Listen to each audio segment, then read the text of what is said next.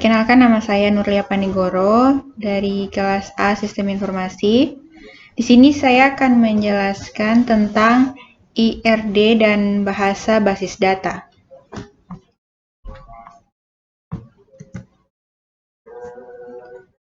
IRD atau Entity Relationship Diagram merupakan notasi grafis dalam pemodelan data konseptual yang mendeskripsikan hubungan antara penyimpanan. IRD digunakan untuk memodelkan struktur data dan hubungan antar data. Dengan IRD, kita dapat menguji model dengan mengabaikan proses yang harus dilakukan. Notasi simbol IRD seperti yang terlihat pada layar, yaitu persegi panjang himpunan entitas, lonjong itu atribut, belah ketupat ini adalah himpunan relasi, dan garis datar adalah link. Notasi IRD. Entitas suatu objek yang dapat diidentifikasi dalam lingkungan pemakai, sesuatu yang penting bagi pemakai dalam konteks sistem yang akan dibuat. Contoh, pelanggan, mahasiswa, pekerja, mobil, dan lain-lain. Atribut adalah elemen dari sebuah entitas dan berfungsi mendeskripsikan karakter entitas.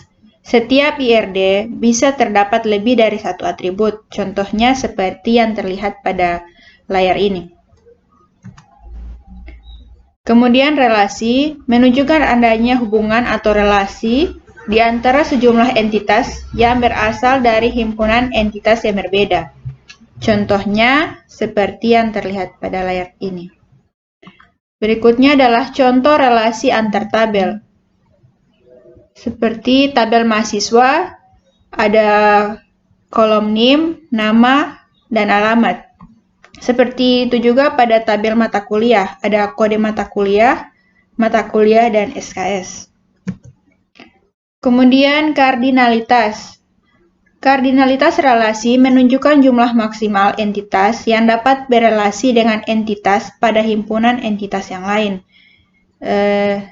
Dengan penghubung yaitu one to many, many to one, dan many to many. Jenis penghubungnya satu ke satu atau one to one, yaitu entitas pada himpunan entitas A berhubungan dengan paling banyak satu entitas pada himpunan entitas B, dan begitu juga sebaliknya, setiap entitas B pada himpunan entitas B berhubungan paling banyak satu entitas pada himpunan entitas A.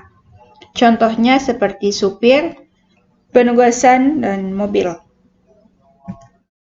Berikutnya, satu ke banyak atau one to many adalah setiap entitas pada himpunan entitas yang berhubungan dengan banyak entitas pada himpunan entitas B, dan tidak sebaliknya di mana setiap entitas pada himpunan entitas B berhubungan dengan paling banyak satu entitas pada himpunan entitas A.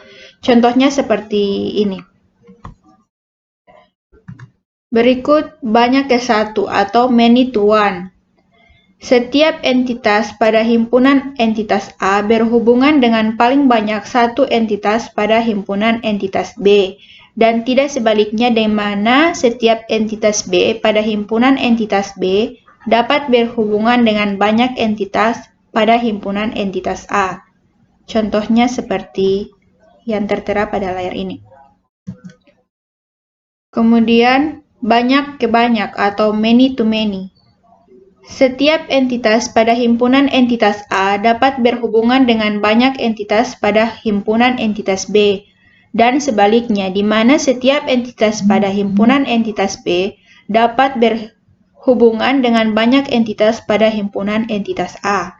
Contohnya seperti ini. Kemudian derajat relasi minimum. Derajat relasi minimum menunjukkan hubungan korespondensi minimum yang boleh terjadi dalam sebuah relasi antara himpunan entitas. Notasi disatukan dengan derajat relasi maksimum atau X, Y. X sama dengan minimal, Y sama dengan maksimal. Derajat atau kardinalitas relasi itu mewakili hubungan atau korespondensi maksimum yang boleh terjadi antara himpunan entitas yang satu terhadap himpunan entitas lainnya. Contoh relasi minimum yaitu seperti gambar ini. Bahasa basis data, DDL atau Data Definition Language, bahasa yang mempunyai kemampuan untuk mendefinisikan data yang berhubungan dengan pembuatan dan penghapusan objek, seperti contoh tabel, indeks, nama, dan lain-lain. Yang termasuk dalam bahasa pada DDL yaitu create, drop, dan alter. Create. Perintah create berfungsi untuk membuat. Dalam PL garing SQL, perintah create ini dapat membuat tabel baru, indeks, prosedur, fungsi, view, dan lain-lain. Contohnya seperti pada gambar ini. Drop. Perintah drop ini berfungsi untuk menghapus, bisa untuk menghapus tabel, kolom, view, fungsi, prosedur, dan lain-lain. Dalam pembahasan ini, dibahas mengenai fungsi drop untuk menghapus tabel atau kolom, seperti drop tabel nama underscore tabel. Kemudian alter. Perintah alter digunakan untuk merubah tabel. Dalam hal ini adalah merubah variabel yang digunakan dalam tabel seperti merubah tipe data, merubah jumlah data, dan juga bisa untuk menambah kolom baru. Contohnya seperti pada gambar ini. Kemudian DML atau Data Manipulation Language, bahasa untuk mendefinisikan awal mengenai basis data atau tabel, view, dan lain-lain. Maka DML merupakan bahasa yang digunakan untuk memanipulasi data dari basis data atau dalam hal ini berupa tabel. Adapun perintah yang termasuk dalam DML ini yaitu insert, update, select, dan delete. Kemudian insert. Perintah insert digunakan untuk menyisipkan atau menambah data baru ke dalam tabel. Adapun perintah insert dituliskan seperti berikut. Insert into nama underscore tabel, kolom 1, kolom 2, values dalam kurung nilai 1, nilai 2. Contohnya seperti gambar ini. Kemudian update. Perintah update digunakan untuk merubah isi dari kolom atau baris yang diinginkan. Adapun penulisan perintah update dituliskan sebagai berikut.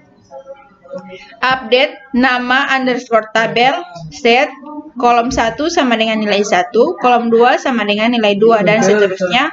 Where kondisi. Select. Perintah select pada PL atau SQL mempunyai fungsi untuk mengambil atau retrieve informasi dari database, menampilkan semua isi tabel dengan kondisi NIM kurang 4, BR sama dengan tanda kutip besar. Contohnya seperti ini. Delete. Perintah delete berguna untuk menghapus baris dari suatu tabel. Bisa diikuti dengan kondisi yang bersesuaian dengan data baris yang ingin dihapus. Penulisan perintah delete ditunjukkan sebagai berikut. Delete from nama underscore tabel, where condition. Contohnya seperti gambar ini. DCL atau Data Control Language, yaitu bahasa yang mengatur hak akses apa saja yang diberikan kepada suatu user, yang termasuk dalam DCL ini yaitu grant dan revoke. TC atau Transaction Control, yaitu bahasa yang mengatur perubahan pada DML terhadap apa saja yang telah dilakukan. Sekian pemaparan PPT dari saya. Lebih dan kurangnya saya mohon maaf. Wabillahi taufiq wal hidayah. Wassalamualaikum warahmatullahi wabarakatuh.